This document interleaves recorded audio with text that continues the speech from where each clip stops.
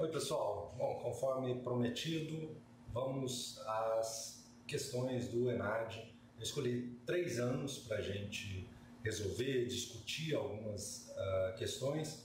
Então a gente vai ver questões de 2014, 2017 e 2019.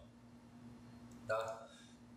Para deixar claro de onde eu tirei essas questões, e qualquer pessoa tem acesso a isso, está disponível na internet, está lá no site do INEP, portal.inep.gov.br/educação-enad/provas-e-gabaritos. Tá? Então, nesse site vocês vão encontrar as provas e gabaritos de vários cursos.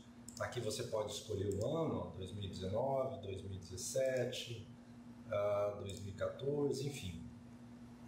Tem aí os diferentes anos. Aqui vocês encontram provas, encontram gabaritos.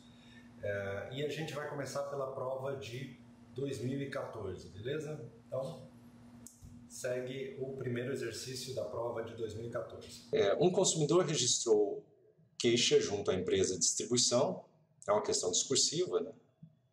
Por causa da forte oscilação do brilho das lâmpadas incandescentes. Quem fez sistema de distribuição, ou mesmo quem estudou análise de sistemas elétricos, sabe que grande parte dos problemas que acontecem em nível de distribuição estão intimamente associados com quedas de tensão, né? Então, ao ver essa questão, né, ao ver uma afirmação como essa, o candidato já pode associar isso à queda de tensão. Segundo o reclamante, isso ocorria devido ao uso de equipamentos de solda elétrica em uma oficina vizinha. Sabendo que esses eram os dois únicos consumidores conectados ao transformador, ou seja, a oficina e a pessoa que reclamou, né, a residência, distribuição, o engenheiro da concessionária foi fazer uma análise. Ele instalou um analisador de energia que registrou, ao mesmo tempo, a tensão no ponto de conexão da residência do consumidor e a corrente da oficina. Então ele pegou a tensão e a corrente. Durante a medição, todas as cargas foram desligadas. Isso aqui vai ser uma informação importante na hora da nossa análise. Vou até marcar aqui. Ó. Todas as cargas estavam desligadas. Em um dos registros obtidos, os padrões de tensão e corrente mostraram uma corrente de 100 amperes. Todas as cargas da residência. Então, esses 100 amperes foi só devido à carga da oficina, né? Correspondente a uma queda de tensão de 20 volts. Essa informação aqui também é muito importante, tá? Porque quando a gente fala em queda de tensão, que é o que provocou a oscilação, não é a medida deixa eu pegar aqui a caneta. Não é a medida que ele fez na residência, sim a queda referente, né, do transformador até a residência. Isso é queda de um ponto com relação a outro ponto na rede elétrica. Nessa situação, o fator de potência medido indutivo foi nulo, né? Ou seja, a gente tem fator de potência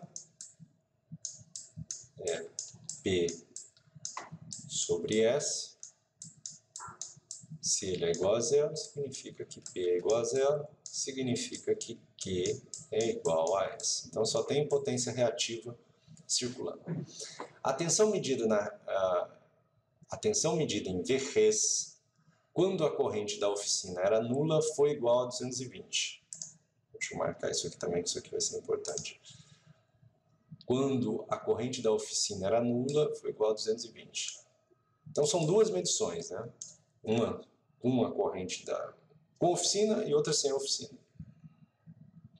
Para explicar, o engenheiro desenha o circuito equivalente mostrado na figura abaixo. informou que XL se refere ao comportamento do transformador de distribuição, à reatância do transformador, e afirmou que desconsiderou os cabos de conexão entre o transformador e os pontos de medição. Senão, ele considerava ali mais uma resistência, uma reatância. Pois eram distâncias relativamente curtas. Ok. A pergunta que ele faz é a seguinte: determine o módulo da tensão V. Essa pergunta, se a gente lê com cuidado novamente o enunciado, a gente já responde, porque principalmente nessa parte aqui que está destacado em vermelho, ó, deixa eu apagar, vou destacar de novo, nessa aqui, ó. A tensão medida quando a corrente da oficina era nula foi igual a 220, ou seja, quando eu tinha essa corrente aqui zero, né, e não tinha corrente na residência, a tensão aqui foi 220. Ora, se eu não tenho corrente aqui, significa que eu não tenho corrente circulando aqui, significa que eu não tenho queda. Se eu não tenho queda, a tensão da residência está sendo a tensão da fonte. Então, a tensão da fonte é 220. Tá ok? Então, essa aqui sai direto, a gente só observando o enunciado. Tá? Eu tenho, para resolver essa questão, os dois registros. Ó, o primeiro foi com 100 amperes lá da corrente da oficina e uma queda de 20, que é essa queda aqui. Essa queda aqui. Fator de potência indutivo significa que só tem potência reativa circulando. No segundo registro, eu tive 220, IOF igual a zero, a corrente da oficina, o que me leva a uma tensão V de 220. Outra observação importante é que, em geral, quando a gente coloca um transformador, quando a gente coloca um sistema, quando a gente coloca qualquer coisa modelado por uma fonte de tensão, tá? Via de regra, a gente trata essa fonte de tensão como o que a gente chama de barra infinita, ou seja, tem tensão constante, a tensão não muda ali, independente do que aconteça para baixo, e a frequência não muda. Então, isso nos permite dizer que essa tensão de 220 ela vai se manter independente da situação, registro 1 ou registro 2. Tá? A segunda questão é a seguinte: desenhe uma escala, em escala, na prova é dado uns quadriculados lá para vocês fazerem, o diagrama fasorial com as três tensões, Vx, que é essa aqui, Vres e V. Tá? A gente já sabe que aqui tem, a gente pode representar isso por uma malha fechada, né? E, na verdade, a gente tem essa malha, mas a tensão Vres aqui é a mesma tensão lá na carga. E que essas tensões elas têm que somar zero, ou seja, se eu somar V com Vx com Vres, eu tenho que somar zero.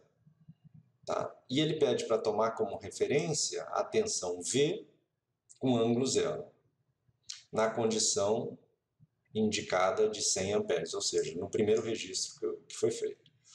Então eu pego o V, coloco aqui, eu sei que esse aqui é um fasor, então isso aqui está girando no tempo, mas eu congelei o tempo para fazer essa representação fasorial. A corrente IOF ela está defasada 90 graus da tensão. Por quê? Porque a gente tem uma potência exclusivamente reativa e é uma potência reativa indutiva. Isso foi um dado do problema. Então, eu sei que a corrente vai estar defasada 90 graus da tensão. Na reatância, tensão e corrente também estão defasados de 90 graus. Então, a tensão Vx vai estar aqui, ó, daqui até aqui, e defasado de 90 graus da corrente. Obviamente, o que sobra é a tensão Vres, que é a tensão lá no consumidor. Tá? Então, esse é o diagrama fasorial. Algumas análises valem a pena ser feitas. Sempre que você terminar a questão, dá uma olhada no resultado final e veja se as coisas fazem sentido. Né? Por exemplo, a reclamação do consumidor está justificada, porque a tensão dele, ó, que deveria ser 220, caiu para 200. Então, isso provoca a cintilação que ele tem observado, né, a oscilação devido à queda de tensão. Então, esse resultado parece bastante factível.